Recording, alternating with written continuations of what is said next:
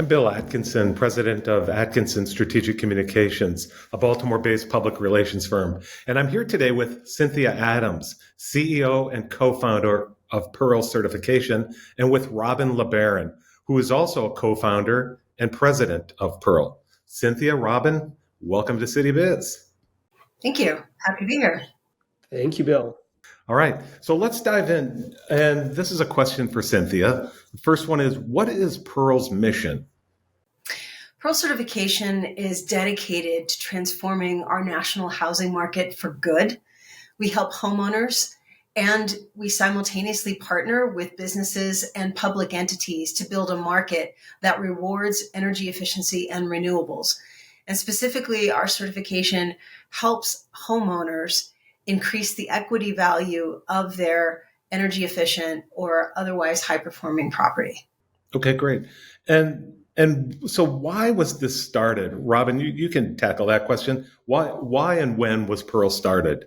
Well, and Bill, you didn't ask where, but I'm going to tell you anyway. Because Pearl was started on a mountaintop in Colorado. So Cynthia and I had been working together for several years, implementing energy efficiency programs during the last big federal stimulus spending. It was when we both came into the industry. We both had strong thoughts about what was being done right, what was being done wrong, and what could be done better. And we had many conversations, mostly over the phone, but we were at a retreat together and had the opportunity to walk up a mountain. And in the course of doing that, did a lot of thinking about what we could do together to drive energy efficiency forward. That's really the mission here, is to help homeowners take advantage of all of the things that they could do in their homes to make them more energy efficient, and in the process make them more healthy, more safe, and more comfortable and more resilient. Lots of opportunity, not enough people taking advantage of it. So we felt we had a vision. That was why Pearl started. And that was unbelievably, I think, all the way back in 2013. That was when we incorporated. It took us several more years to raise some startup capital and actually launch. So we started building prototype software in 2015 and really launched the business in late 2017. And I just want to capture that mountaintop walk. And was it like a moment where was it a mind meld, or how did that play out? You know, it's a little bit arbitrary. I'd be interested in Cynthia's take, but we had been talking about these things for a really long time, and it's a particular inflection point during a long process where we talked about what we thought could be done better in the industry, how it should be done, what the right vehicle for doing it was. And among other things, and this was a really crucial decision, when we decided to create a new company, what we should name the new company. So there were a couple of moments in time where we said, all right, we're really going to do this, and this is what it's going to look like. And then that mountain conversation was one of those times. But it's really more fair to characterize it as a series of ongoing conversations that took place over, I'd say at least 2 years. Cynthia, what would you say? I would add these two bits of color. Just that at that weekend, we were working on a draft business plan, a draft pitch deck, and what was the third thing? Pro forma. The pro forma, yes, and the summary. And the executive summary. That's right. And we took two big mountain walks actually over the weekend, but the one that Robin in particular is referring to, we said we weren't coming down from that walk until we had a name. We got cold. We came down. The name didn't come until a month or two later. But in any case, it was definitely a pivotal moment for us because we got serious about, all right, if we were going to do this, what would that look like? From a numbers perspective, what's the story behind it? How would you talk to strangers with money? So it was a really important weekend for Pearl moving forward. So you started talking about the name. So how did the name come about? Why Pearl Certification? So this is my recollection, and Robin, again, you correct me if I'm remembering it wrong. I was at my house and I got a phone call from Robin, who had been out on a run, and he was energetically telling me that he had the first part of an acronym, Property Energy Asset Registry. And we liked the name Pearl, and I think my contribution was, and licensing, so that we got there with the name. A pearl is unique, right? And every home is unique. It has its own set of issues, but it's valuable. It's precious to the person that lives in it. It's their sanctuary. It's their nest egg. It's a lot of things. And so the idea of something that's precious to you, but also unique, the metaphor worked for us. And, that is what the certification system and the software platform is. It's an energy asset registry, essentially, for a property. And we license that software to B2B partners so that they can certify their for sale homes or their installations and other things. One of the metaphors that we really like is find the value in your home and make it visible. So in the early days, we really liked this almost visual metaphor of somebody opening the oyster and finding the valuable pearl inside it. It's revealing that value that was hidden. We perhaps haven't run with that metaphor quite as much as we want, but that really is part of the origin story. Yeah, I like that. Now, Cynthia, tell me about the who was funding or who has funded the company, and how much have you raised over the years? We've raised close to $30 million all in. Our investors are primarily folks that care very much about climate change and want to invest in companies that have a shot at making megaton, worth of carbon difference. So megaton, gigaton, I think is what I meant to say. So we have a venture firm, Clean Energy Ventures, that led our Series A. We have Second Century Ventures, which is the investment arm of the National Association of Realtors, which invested initially when we participated in their technology accelerator, but have followed on in subsequent rounds. We also have a strategic investor in the form of Ferguson Enterprises. Ferguson is one of the largest distributors nationwide for HVAC, plumbing, and other home goods and services. And then we have a sort of another accelerator partner in the form of a utility partner that we also work with. And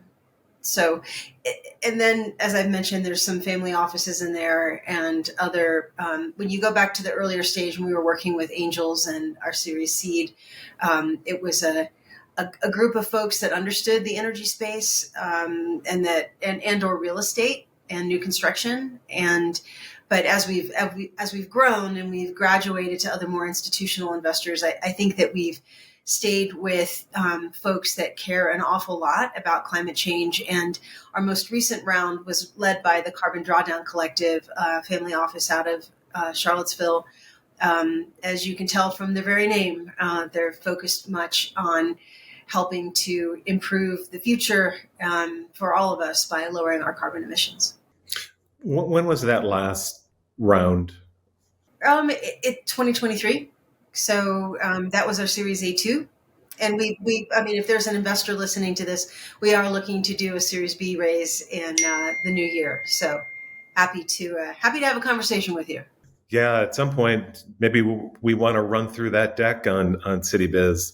So whenever you're ready. Robin, can you talk about, would you talk about certification and how that works? Absolutely. Right. So, and it ties back to what we were saying before about making the value of the home visible. If we step back and think about, the average single family home in the U.S., there are probably 10 different things, maybe 20 different things that you could do to make that home more energy efficient.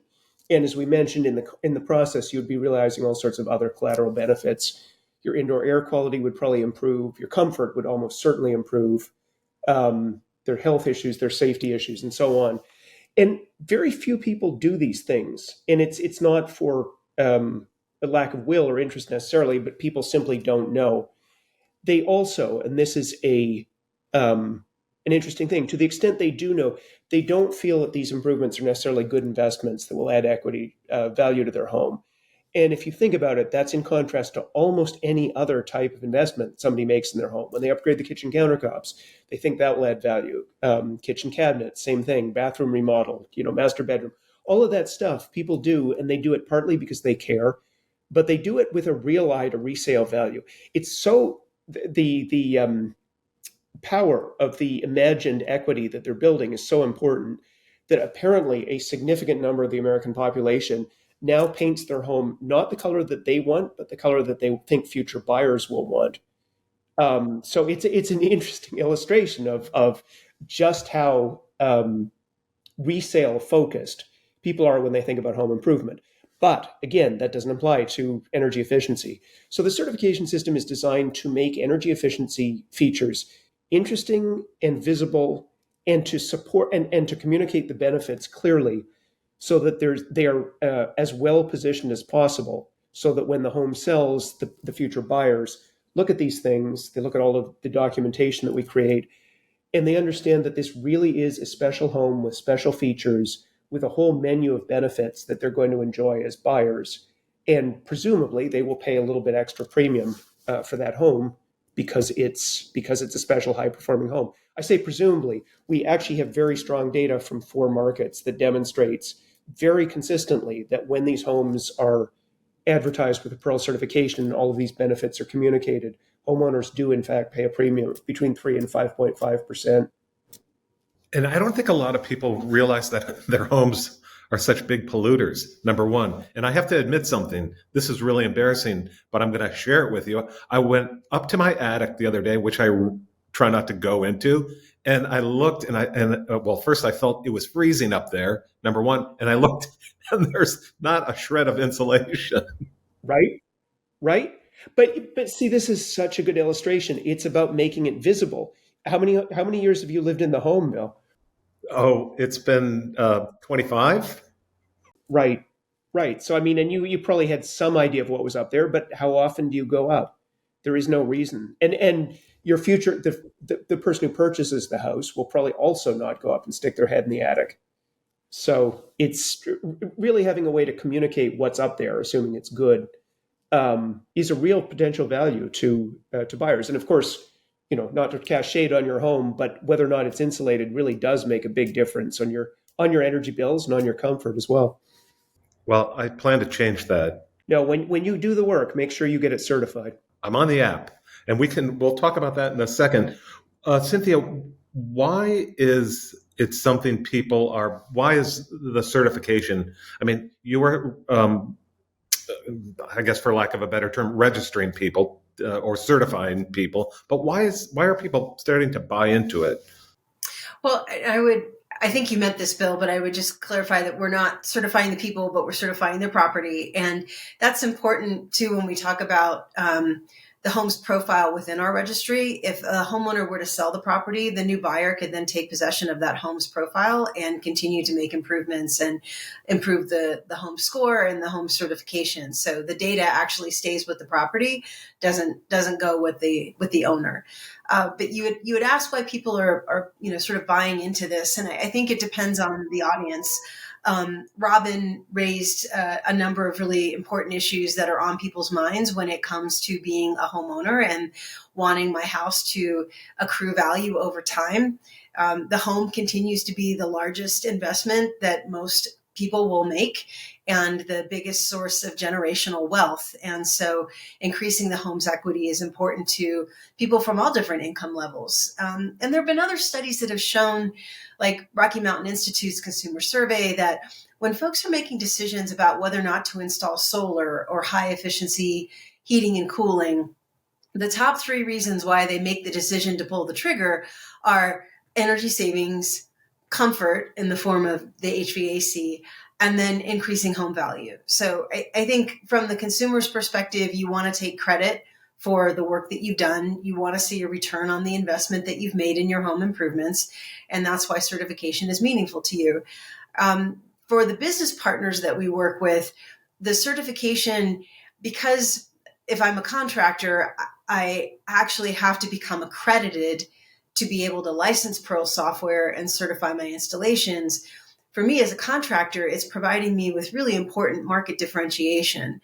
And it's helping my customers understand why higher quality means higher value.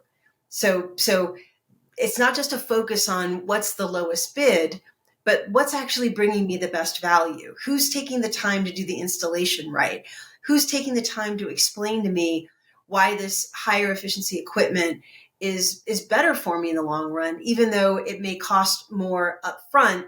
It will ultimately save me more over time. And I think that focus on quality, both in terms of the business and the services they provide, as well as the product, is really helpful to our contractor customers as well. And that kind of carries through to the other sorts of partnerships that we have, whether it be with manufacturers, real estate agents, contractor lenders. There's a whole ecosystem of people and businesses that care very much about the property and the types of home improvements that are being done in it. And Pearl is a differentiator both of the property and then of the people that license our software and ultimately use it. So for the average person, how do you upgrade? You swap out your furnace for a heat pump. You put in a state-of-the-art water heater. What do you do? Give me a feel for that. What the homeowner would do or should do or could do. You started out with a couple of examples, and I think it really depends on the property. Those of us that understand something about building science will tell you that it's not the flashy things that you typically start with. You typically start with insulation and air sealing, which are two of the most cost-effective things you can do as a homeowner. They also improve your indoor air quality and your comfort, and a number of other benefits come from that. But it depends on the property. If I had a house that was built, say, in 2008, the insulation might be okay, might be pretty good, but I might have a builder grade heating and cooling system in it, and it could use some upgrading, 12 years, past install. So one of the reasons that we have Green Door is because we provide more customized solutions and recommendations for homeowners based upon their specific property, how it was built, what building codes were in effect at that time, and also the homeowner's goals. Like, hey, what do I care about more? Am I on a fixed income? So rising utility costs matters to me. Do I have small children? So, indoor air quality is really important to me. Different homeowners have different priorities. And so many of those priorities all link back to the efficiency of the house, what it costs to own and operate. And so we can kind of customize our recommendations based upon their needs. Yeah. I want to jump to the Inflation Reduction Act. And because that's where, if you're a homeowner, that's where you can achieve a savings, or that's where it's like, oh, I can get a rebate. Can you talk about that, Robin? Yeah, absolutely. Bill, something you said too made me think a lot of the underlying point of this is that many of these improvements actually pay for themselves, right? Could be over 3, could be over 5, could be over a 10-year period. Not all of them. We don't want to overstate that, but we don't want to understate either. So as long as you can find a way to finance them affordably, you can effectively be sort of ahead on a cash basis from day one, making some of these improvements. So that's a useful thing to think about. That being said, as you suggested, Inflation Reduction Act is clearly designed to drive uptake by giving people more upfront cash and more reason to make these investments. The act, for our purposes, really consists of 3 interrelated programs. One of them is a tax program, so you can get a tax deduction for money that you've spent on energy efficiency improvements. And then there are 2 rebate programs. One of them is specifically for electrification. So if you take you had mentioned swapping out your gas heater for a high power, high efficiency heat pump. You could get a rebate for doing that. And the third program is for whole house upgrades. So a significant set of improvements to your house, typically, that reduce its energy consumption by 20% will get you a rebate, 20% or more. One important thing to note about these rebate programs is that a lot of the targeting is designed for lower income households, low and moderate income. So particularly for the electrification rebates, they're almost exclusively targeted at lower income households. And there's a generous benefit if you're a low income household and are looking for one of the whole house rebates. Those comments do not apply to the tax program. That obviously is for people with tax liability. And the programs were, I think, in large part designed to help ensure that everybody has access to these new technologies. So in that sense, great. And from our perspective, great in two other ways. One of them is just the overall visibility and the way this is changing and enhancing the conversation in the U.S. about energy efficiency. I mean, it's been part of the national conversation in a way for 20 or 30 years, but this is really giving it a big boost. State energy offices report that homeowners are calling in and have lots of questions and are excited about it. So that's great. The other thing more specifically for us is that one of those three programs, the whole house one, actually has a requirement that the work be certified in a certification that looks quite a lot like ours. And that was very deliberate design on the part of the legislators who made it. They wanted to effectively do what we've just been talking about, make sure that the value of these improved homes is visible at time of sale as a way for catalyzing the market for energy efficiency. You mentioned the Green Door app. Can you explain what that is and when it was launched and how it's doing? Sure. So Pearl has two apps. One is the certification app, which we use for the homes and the types of improvements that are installed in them. And then Green Door is basically the consumer-facing app that we have where a homeowner through it can then access their home's record. And we launched it a year or two ago. Homeowners through Green Door not only can get to their certification documents, their completed appraisal addendum, and other important things that are tied to certification, but they can take a picture of the model number of certain features in their house and upload that photo. We can then pull back the performance characteristics associated with that. So say, for example, you just bought a house recently and you don't really know whether or not your water heater is energy efficient. All your inspector told you was that it works. So we can pull back the information and give you some perspective on that. And also in Green Door, we can present you with that customized home investment plan is what we call it, because we really do want people to understand that they're investing in their health and their wealth by investing in their home and making these sorts of improvements. So that home investment plan is essentially their roadmap to certification and to higher levels of certification over time. In that app, we have another feature that homeowners absolutely love, and that is our rebate finder. So you can search by zip code and it will pull back any manufacturer, utility, local government, et cetera, rebates. And then on the federal side, of course, any tax credits that would apply to the improvements that you're thinking of doing. And then within the home investment plan, we'll also alert the homeowner to, hey, this particular improvement has some rebates associated with it. And you can click through and fill out the form and apply for your rebate if this is something that you're ready to go and do. Also in Green Door, we have a maintenance reminders. You can basically set up to send you prompts.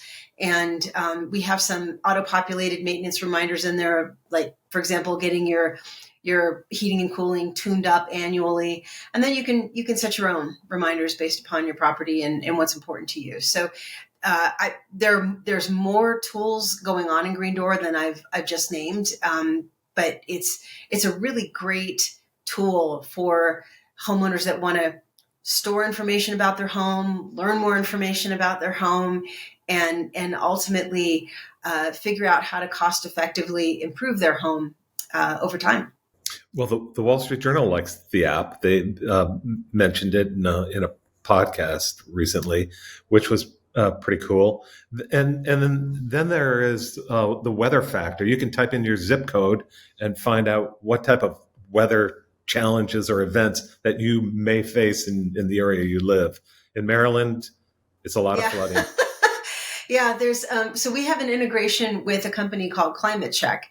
And what we do is we pull forward what particular weather-related disasters, climate change-related disasters your particular property might be at risk for. And then we can suggest what type of improvements you can make in order to lower that risk. And really, this is sort of a precursor for the resilience certification that will create and launch in 2024. And I think depending upon where you live, that resilience certification may be really important. And it could be a key to getting insurance or getting lower insurance. There are certainly a lot of properties in the West that are getting dropped or seeing their rates go up dramatically from wildfires. And, on the East Coast, and particularly in states like Florida, you have the exact same thing happening with flooding and hurricane and other types of climate risks. So it's important to understand, for the long haul, where your property lands in terms of those risks, and then think about, again, how to mitigate for them. Great. Thank you.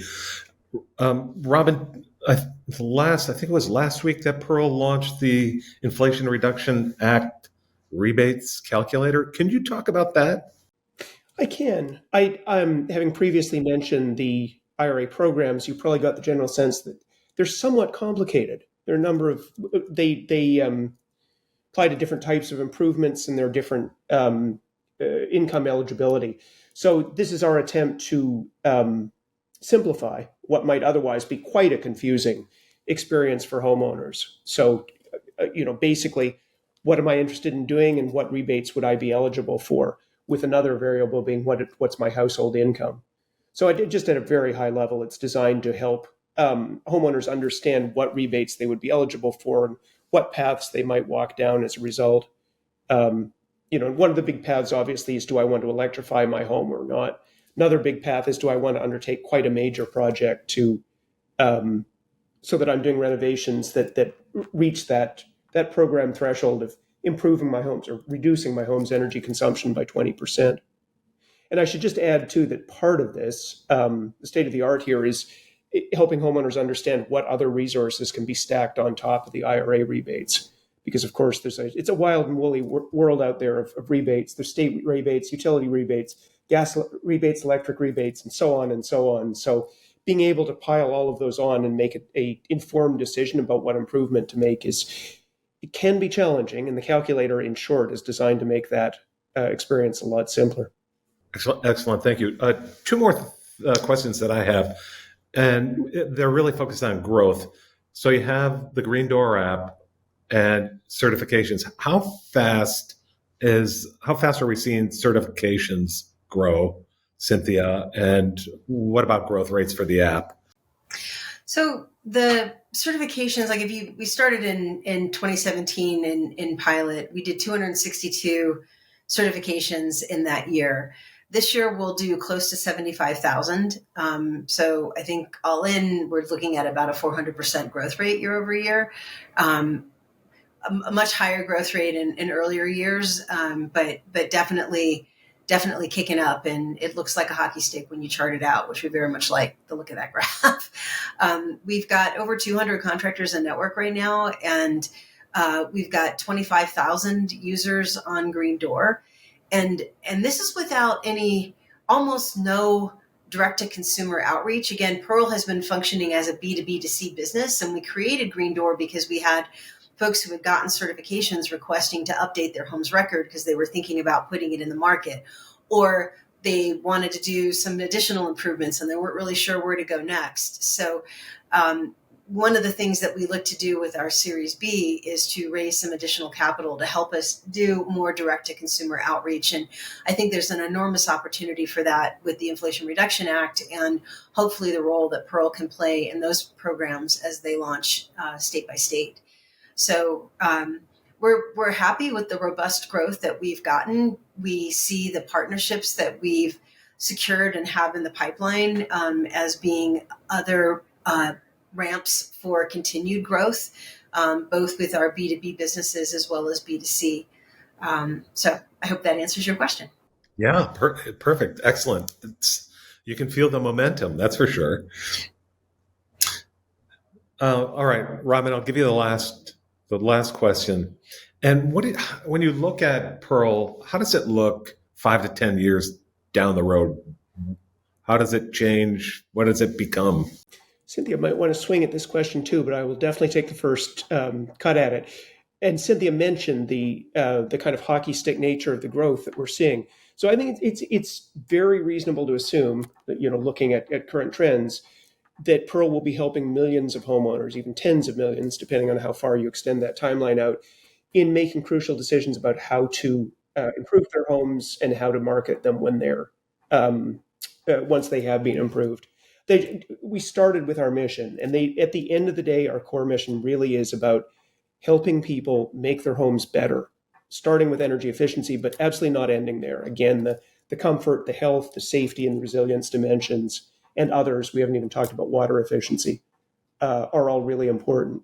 So think about that as being a tool. And in a way, what we really want to do is make energy efficiency not a kind of exotic thing that you might talk about once or read about in the paper, but something that's kind of integrated in your life because it has a real impact on your everyday experience in your home where you spend a lot of time. It's interesting. It's one of these things. It is incredibly important, and it's almost never talked about. And we would really like to normalize those conversations so that it's not odd or scary or unusual. It's just part of a number of different transactions. I'll give you one specific example. My wife and I are planning to move from our small Manhattan apartment to probably a slightly larger Bronx apartment or maybe a Bronx house. So we were briefly on the market, and our real estate agent was walking us through some homes she thought we'd be interested in. I know this, but it still strikes me when it happens to you that she did not mention a thing about the home's performance, right? Like it's all about what we would expect, the paneling, right? And the kitchen and the bathrooms and the sort of thing that we expect from our real estate. There was all sorts of things I was looking at that had an impact on the performance. And she just doesn't know. She doesn't have the vocabulary. She doesn't have the experience. Or maybe she was just ignoring the big structural cracks on one of the walls. I don't know. But it just doesn't feature in the conversation. When she talks about the heating and cooling system, the conversation is basically, well, it looks like it's about 10 years old, so you'll have to replace it. Right? But there's no sophisticated conversation about fuel type or efficiency or ductwork or any of that kind of stuff. That's what we want to change. We want to have a world in which when you buy a house, you have a conversation about its performance in the same way you have a conversation about paint color, let's say. And I do feel, given many different converging trends, from contracting to manufacturing to the real estate industry to appraising, that world is absolutely possible and it's moving forward towards us. We just want to catalyze and accelerate that change. Yeah, and we're spending more time in our homes, I think, because more people are working from home. And Cynthia, I think you were mentioning air quality, well, both of you most likely, and nobody ever thinks about air quality, and you're firing up your gas range and your furnace is kicking on, CO2 emissions. So, well, who does think about the air quality are people who have allergies or asthma. And you notice if the house is not healthy. I mean, we used to talk about sick building syndrome like it was only something that happened in high rises and office buildings, but it's not. It can be your own house. When I ran in my last business, when I ran a nonprofit in Virginia, we had on staff someone who would go in and do combustion safety testing in homes. And, once a month, he'd come back with a horror story of, it turns out that this particular ductwork was disconnected in this church and it was dumping all of the carbon monoxide into the nursery, which was right next to the room where it housed the equipment. Or this particular stove, you mentioned cooking. This particular stove was dumping carbon monoxide into the kitchen. And guess what? This mother had a 2-year-old child that would sit and play at her feet in front of the stove while she was cooking dinner. So it's crazy how we take for granted that our homes are safe. I mean, you may not be cold in it, but yeah, indoor air quality is a thing. And in humid climates, you've got mold to worry about as well. So having a good structurally sound building envelope is important. And so is the ventilation involved with your heating and your cooling. It really is. Excellent. Well, thank you very much, Cynthia. Thank you, Robin, for joining us today at CityBiz. I really appreciate your time and look forward to talking to you more about this fascinating subject.